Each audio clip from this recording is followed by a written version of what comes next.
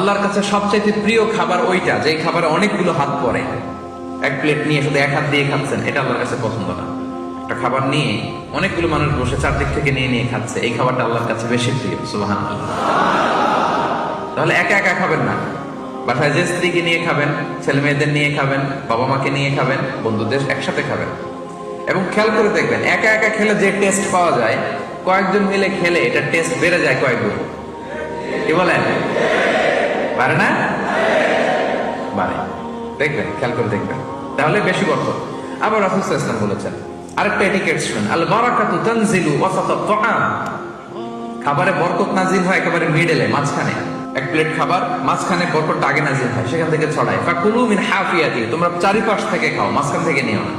ওয়ালা তাকুলু মিন ওয়াসাতি, মাঝখান থেকে উঠাবে না। তাহলে লেটস সে বিরিয়ানি আনা হলো এক বোল, আপনি যখন ডিস্ট্রিবিউট করবেন বা খাবেন, আপনি এক পাশ থেকে শুরু করবেন।